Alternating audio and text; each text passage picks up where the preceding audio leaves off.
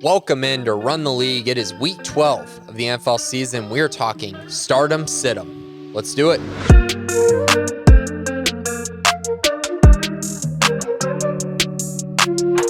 What's going on, guys? Welcome into week 12 of the NFL season. We are talking stardom, sit-em for the week. So let's start with the quarterback position.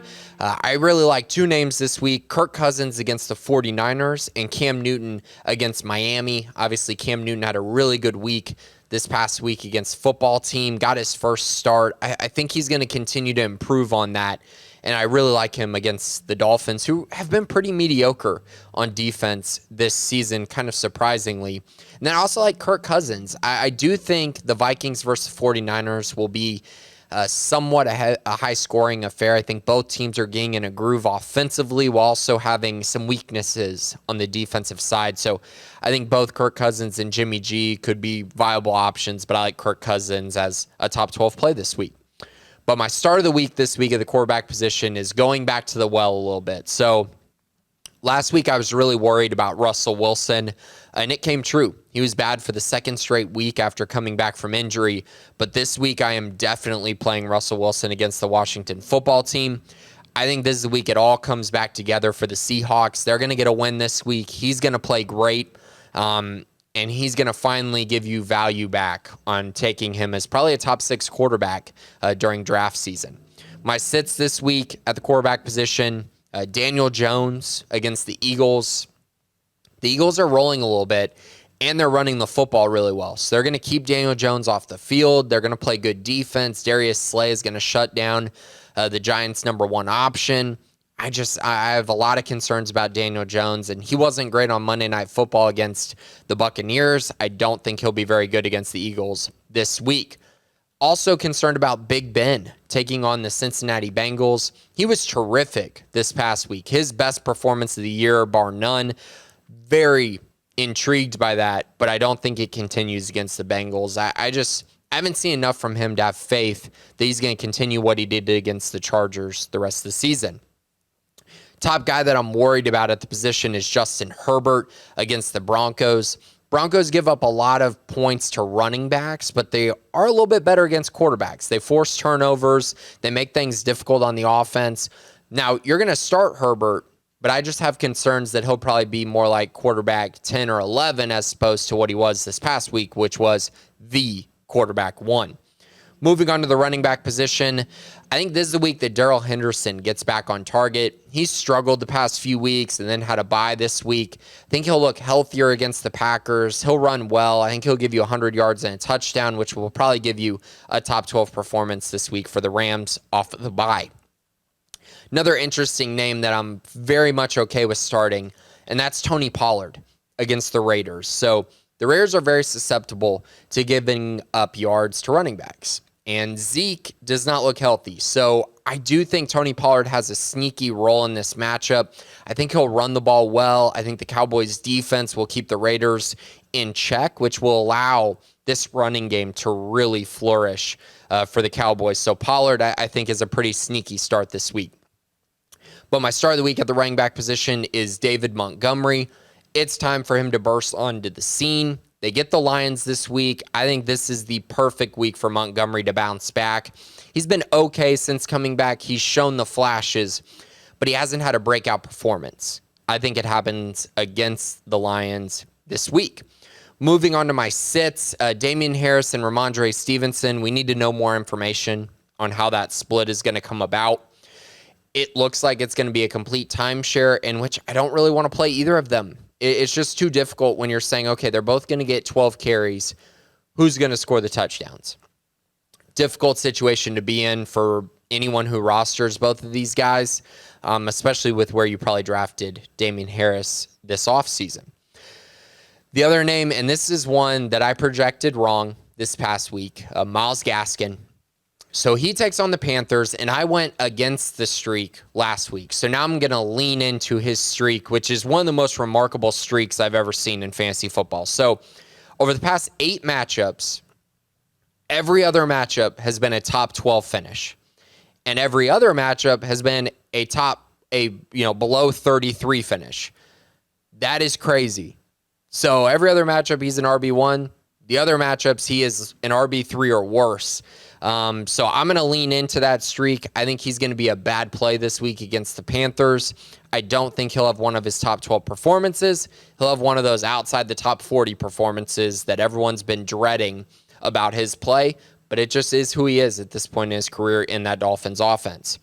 Top guy that I'm worried about, A.J. Dillon. So I liked playing him this past week. He was the RB13 in a good matchup against the Vikings, in a matchup where they were scoring a ton of points, and he only finished at RB13. So I think against the Rams this week, a really good defense, I think he's going to struggle a little bit. Now, you have to play him because it's probably the last week that you're going to be able to play him with Aaron Jones out. But I'm a little concerned that he's probably going to finish closer to RB25 this week as opposed to RB10. Moving on to the wide receiver position, I mentioned Russell Wilson earlier. I like Tyler Lockett this week against the Washington football team. I think he'll hit on one of his big bomb plays. He'll give you 20-plus fantasy points this week. I really trust Tyler Lockett this week. I also really like Brandon Cooks to get back on track against the New York Jets this week. He's been solid all year. Tyrod Taylor's inserted in the lineup. I think he'll get back on track. Last week was tough. It was a rainy mess in that Titans-Texans game. They were able to run the ball a ton. I just think it's going to go back more to the norm against the Jets this week. They'll throw it more. I think Cooks will be a nice, safe play for you this week. I also mentioned Michael Gallup on the waiver wire show, but if Amari Cooper and CeeDee Lamb don't play, I like him as a top 24 wide receiver this week. He probably will be the number one option. Him and Cedric Wilson both should get quite a few targets, and so therefore really like Gallup this week. My start of the week at the wide receiver position is Deontay Johnson against the Cincinnati Bengals. Big Ben showed a little bit of life, and his target hog is Deontay Johnson. He's going to throw the ball to him 10-plus times this week against the Bengals. Thus, he'll give you a very nice performance this week. My sits this week, it goes back to the Bengals matchup against the Steelers. So I don't love Big Ben this week. I love Deontay Johnson this week. But if I love Deontay Johnson and I don't like Big Ben, then there has to be kind of a trickle-down effect, and that is Chase Claypool, who I think is going to have a really bad week against Cincinnati Bengals. I would not play him. I would stay far away. I think this is a Deontay Johnson alone game and Najee Harris. So I would stay away from Chase Claypool. I also don't like Emmanuel Sanders. He's had a rough go of it these past few weeks. He takes on the Saints. I don't see it this week for Emmanuel Sanders. I don't see him getting back on track. Top guy that I'm worried about at the position is A.J. Brown, the Titans wide receiver, taking on the New England Patriots, who have been awesome this year defensively, especially in recent weeks. A.J. Brown's a little bit limited with the injury they sustained over the weekend, and it just is what it is with this Titans offense. I think they got off to that 8-2 start with Derrick Henry. They were able to win a bunch of close games that maybe they shouldn't have won, and I think that tide's going to turn a little bit. I think they're going to start to lose some games, make the AFC race a little bit closer, and I think it's going to be because of their offense. So pretty concerned about A.J. Brown. I know you're going to have to play him, but I have some doubts about whether he's going to be very productive in this game or not. Moving on to the tight end position, Dan Arnold gave you a goose egg this week, the Jacksonville Jaguars tight end.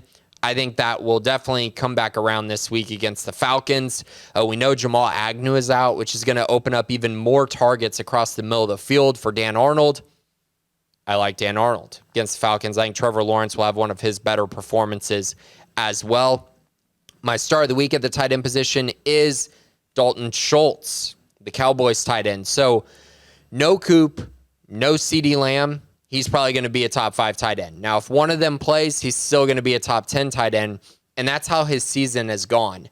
So when one of the Cowboys wide receivers miss, he's been really effective. So I think that's where you kind of got to look at his production over the year and say, okay, when Michael Gallup came back, things changed for him, and he finished outside the top 15 for a few weeks in a row. And then last week, he jumped inside the top 11 once CeeDee Lamb went out, and Amari Cooper, of course, didn't play.